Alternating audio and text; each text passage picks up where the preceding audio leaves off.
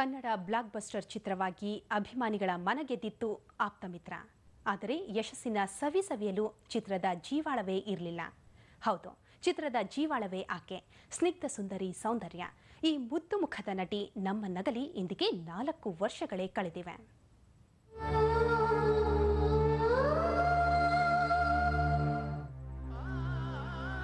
ಅದು 2004ರ April May ಸಮಯ.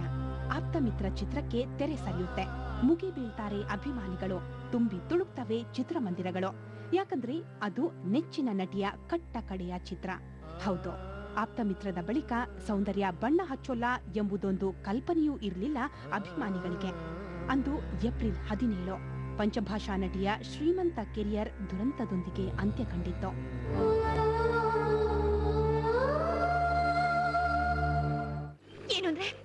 ಸ್ವಾಮಿನ್ ಕಳಿಸ್ಬಿಟ್ರ? ಕಳ್ಸದ ಕತ್ತಿಡ್ದ ಆಚೆ ದಬ್ದೆ.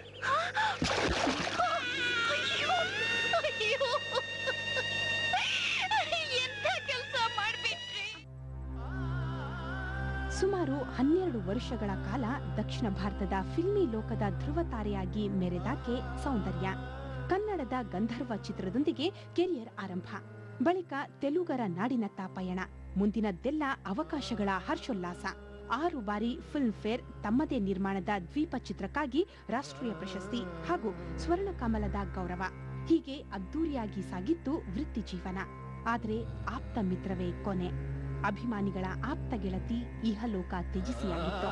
ಬೆಂಗಳೂರಿನ ವಿವಿಧೆಡೆ ಬಿಜೆಪಿ ಪರ ಚುನಾವಣಾ ಪ್ರಚಾರ ನಡೆಸಿದ್ದ ಸೌಂದರ್ಯ ಹೈದರಾಬಾದ್ಗೆ ಹಿಂತಿರುಗುತ್ತಿದ್ದರು. ಜಕ್ಕೂರು ವಿಮಾನ ನಿಲ್ದಾಣದಿಂದ ಟೇಕ್ ಆಫ್ ಆದ ವಿಮಾನ ಕೆಲವೇ ಕ್ಷಣಗಳಲ್ಲಿ ನೆಲಕ್ಕುರುಳಿತು.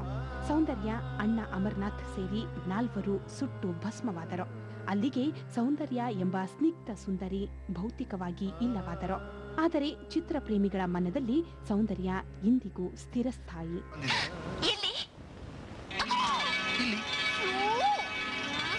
ಇದು ಒರಿಜಿನಲ್ ಮುತ್ತು, ಇಮಿಟೇಷನ್ ಅಲ್ಲ. ಮೂಟೆಗಟ್ಟಲೆ ತರ್ತೀನಿ ಅಂತ ಹೇಳಿದ್ರಿ ಒಂದಿನ. Bureau report, ETV news.